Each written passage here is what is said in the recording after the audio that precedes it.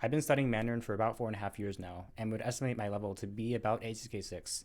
But despite this though, HSK 6 does not equal fluent, and I would still be very reluctant to call my Mandarin even good. The truth is, I've been stagnating for a long time, and I'm just starting to get good now. So in this video, let's go over my past mistakes and my current methods. By the way, I started tracking every hour of my learning in this Google Sheets page, so you should go ahead and check it out. The link is in the description. Anki, the electronic flashcard program, is the cornerstone in which I learn all my new vocabulary. In my video titled I used Anki for 1,000 days in a row, I specified that a big mistake I made was trying to learn multiple new vocabulary words in a single sentence. Now, the larger root of this problem in the first place was trying to shoot way too far above my level by reading difficult and often random material that I could find online. This entire time, I should have just watched TV shows, listened to podcasts, and occasionally looked up words here and there. I find it so funny that I used that exact strategy of watching TV shows and listening to podcasts to get to basic fluency in Spanish, but for Mandarin, for some reason, I tried reinventing the wheel. I continue to use Anki, but now I only make a maximum of 10 new vocabulary cards a day. Additionally, another new big thing is that I've gone completely monolingual, in the sense that I only make monolingual cards for my Anki cards. First, I search up words in the Mandarin to English dictionary, and later, if I actually want to make a card out of it, I use the Mandarin to Mandarin dictionary, but only if I actually understand the monolingual definition. If it doesn't show up in there, then I'll just use the Baidu website for monolingual definitions. And eventually, once I get good enough, I'll just only use the Baidu website for completely monolingual definitions in order for my first contact for the word to be in Mandarin instead of in English.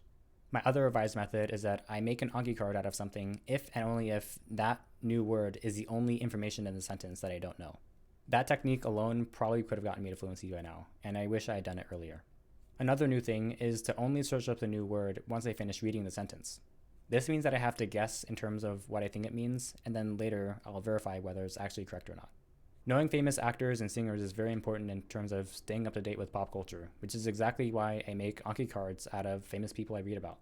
It's very important to put multiple versions of them with different hairstyles, makeup, angles, and even younger versions of them so that you can recognize them immediately. Another essential guideline to these types of cards is actually having the information reversed. Have the name on the front and picture on the back, and then have another card of the name on the back and picture on the front. My screenshot folder is full of these faces, and I really don't want anyone to come across it. Listen, I'm not a stalker or anything weird, I swear. For reading, there's 3 social media websites I use almost exclusively: Zhihu, Weibo, and Dcard. Choosing a random article, I can usually understand the meaning of the main body text, but other times I just feel so lost and frustrated. The reason I unofficially call myself HSK 6 is because almost all of the new words I come across are either marked as HSK 6 or they're unmarked, which means that they're higher up. Wait a minute, didn't I say this last year? And most of the words I come across are either marked as HSK 6 or unmarked, and that's why I call myself HSK 5 right now.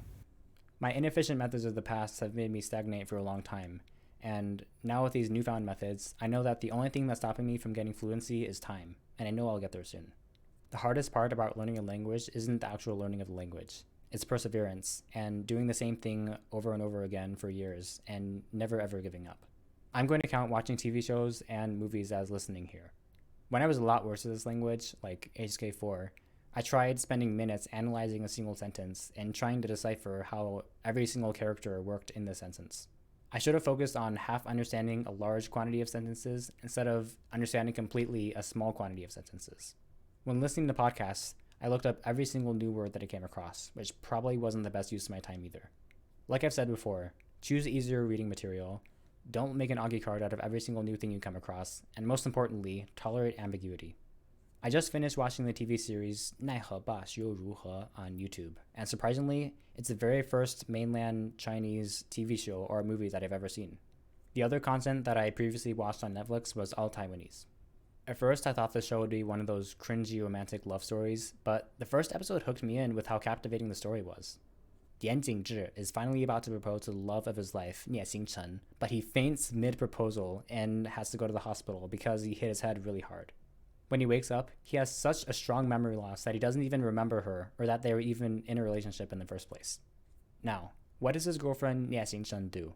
Yeah, of course, she just abandons him, and then 5 years later, they coincidentally happen to meet again.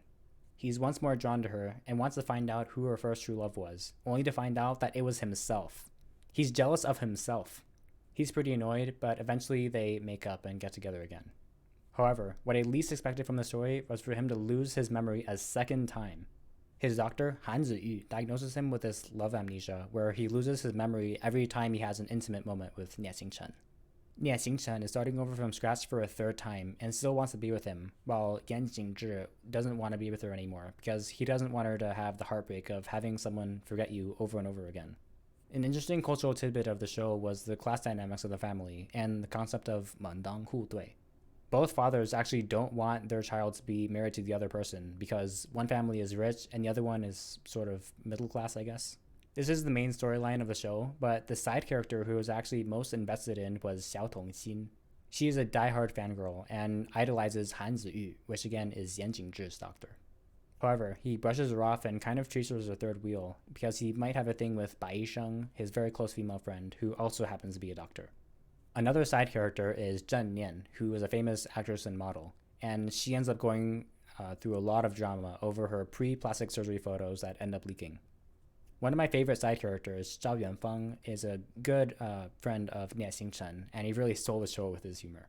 All three couples got together for a very satisfying ending, and I very much enjoyed this show. The point of all that rambling was to demonstrate that I understood all the elements of the story, but without ever having to look at the English subtitles. For the first 3 or 4 episodes, I only looked up a couple of words per episode, but after that I ended up looking up every single new word because I just had to. But the thing is, I didn't put any new words into Anki. Surprisingly, it actually wasn't that time consuming because each episode was 50 minutes long, as in 50 minutes long, and it took me roughly about 1 hour to an hour and a half to get through a single episode. This also marks a very important milestone in my learning. For nearly every sentence that I didn't understand, there's only one new word in that sentence. Also, I didn't really learn any new grammar in the show. It was all vocabulary and culture. One big struggle in terms of domains at least was the office vocabulary, but not understanding a lot of the office terms wasn't really that big of a deal because I can tell that most of it was just filler anyway. In terms of new vocabulary, the biggest hurdle I had was chengyu, and I had to look up almost all of them. These 4-character idioms are a very frustrating part of this language, and I feel like they're never ever going to run out. I grouped these two together because I've actually only outputted a couple times in this language before. I've delayed output for so long because I want to achieve passive fluency, or I guess fluency in terms of listening and reading, meaning that I can consume any piece of media and understand it. Unless you're evaluating your abilities on a test, this passive fluency isn't a level of skill, but rather of confidence. I've had that feeling for a long time with Spanish, but not with this language just yet. On Reddit, there's a subreddit called r/rightstreakcn, where native speakers correct your writing entries, but I rarely got any entries on the couple of posts that I did post. I've gotten much faster corrections for the couple of posts I did on LangCorrect. For as little output as I've done, I can tell that I'm already at a good starting spot when I actually want to get serious about speaking and writing. Besides, once you have this quote-unquote passive fluency, getting good at output comes faster than if you were to start trying to output from the very beginning. This year, I spoke to a native Chinese person for the very first time. I attended a research program thing over the summer, and she was the head of the program. I talked to her over the phone, and when I said my first sentence, she said that she thought I was the automatic messaging system. Not the compliment I was expecting, but I'll still take it. Part of my brain was still processing that I was understanding Chinese being spoken to me instead of some random material online. Of course, she praised my Chinese for how good it was, and I had to deny the compliment. I have no shame in admitting that my spoken Chinese is absolute garbage, and that just means that I still have a long way to go.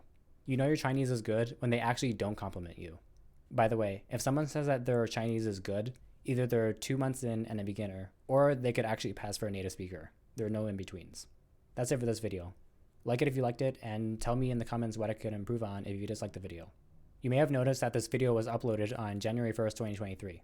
That's because I finally have an upload schedule. It's one video on the first of every month at 12 EST. However, I might upload an interview or maybe another video that's randomly kind of throughout the month, but the point is expect a minimum of 1 video a month. Thank you for watching, and I'll see you in the next video. For reading, there's 3 social media sites I use almost exclusively for reading. I said reading twice. Turns out his doctor Han Ziyu diagnoses him with this sort of love amnesia, where he loses his memory every time he has an intimate. 来啊，干了这一杯，咱们就是朋友了。抱歉，我不喝酒。